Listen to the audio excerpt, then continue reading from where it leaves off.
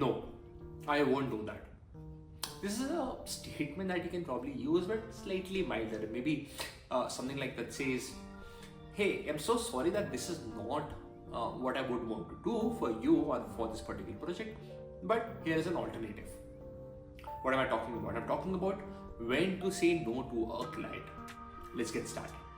Have you ever found yourself in a situation where a client comes to you, asks for a request, and you feel that this is probably not the kind of work that you might want to do, and then you are not able to say no?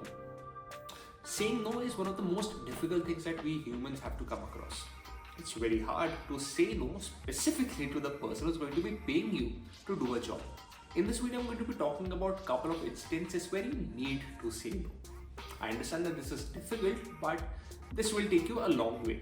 Probably a longer way than probably what just saying a yes would have taken you. Let me tell you a story. Recently, a friend of mine mentioned that a client reached out to him, and this guy is a weight loss coach, and the client wanted to lose weight very quickly. He said 15 kgs in the next 1 month, which is anyway not doable. But this guy then also says, hey, I will do gym exercises and everything that you suggest, but I don't want to cut down on my eating. Well, these were two flags that my friend caught. He realized that losing 15 kgs in 1 month is firstly a lot. A lot of people are not able to do it. There are few, yes, but they cannot lose weight without cutting on their diet, or at least maintaining their diet. And this was a time when this guy realized, hey, this is probably the first time that I have to say no to a client because the practices or the habits that this guy wants, and this was probably the first time my friend had to say no to that client. He has never said this before, but there were a lot of red flags that this guy had, and that is why it was preferred to say no. Well, let's take this forward and let me tell you a couple of more instances where you can say no without being too hard on yourself. So let's get started. Number one is the most easy one: expertise and capacity. Well, in a case where a client asks you to do something which is not of your expertise, and yet you say yes, maybe even you deliver it how you could think that this was the best, the client might not be expecting that. Had you said no to the client because that task was not of your expertise and capacity, you might have built certain more trust by not having them to pay for something that probably wasn't the best. Of course, I'm not saying that you are not good at something. All I'm saying is you are really good at something. Focus on that. Aligning goals and values. Well, multiple times you will come across clients who have a very peculiar way of getting stuff done. It might be, for instance, copying content, or it could be providing or taking down certain community files and using them in your own design, although they have to copyright it. See, if the client's goals and methods conflict with your values and how you want to do things, you might not be able to deliver that best thing because you will have an internal fight going on. You might not have done it before, and you might not be able to sway away from the problems that could be there for that project. So that is why, if you're not aligned with certain things or certain mentality that your client is asking for, be humble and say no. A better alternative that can be done that can reap similar results. So try that next time. Unrealistic expectations. Get this work done in 5 days when the actual project would probably take about 15. That's something that a lot of clients do, and specifically when they're asking for freelance work.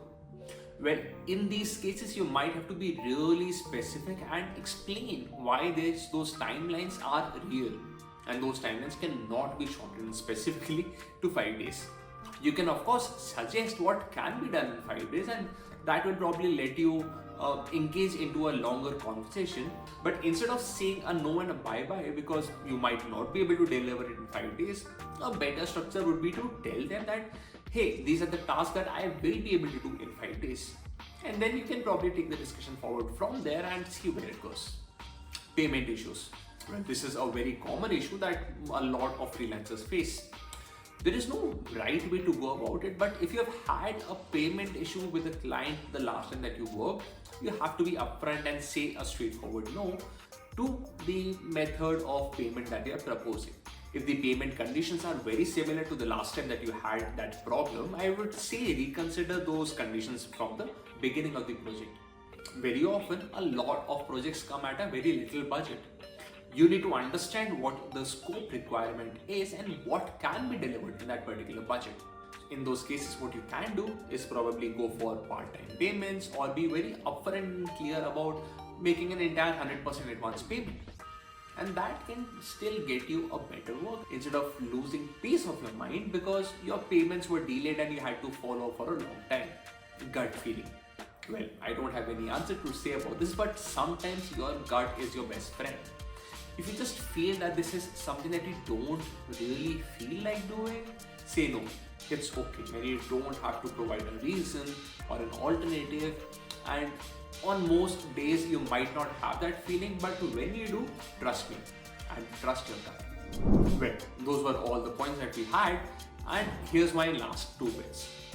Sometimes saying no preserves your professional integrity. It could be how you showcase your work, it could be how you see yourself in the mirror, or it could just be your gut feeling tell you not to do something.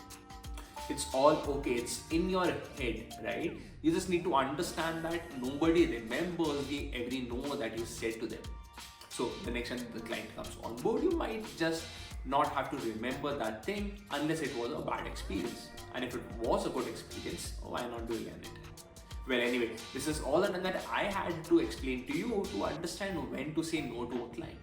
Well, on this note, in case you are still looking for freelance clients, I have been creating a couple of videos, so make sure that you subscribe to this channel.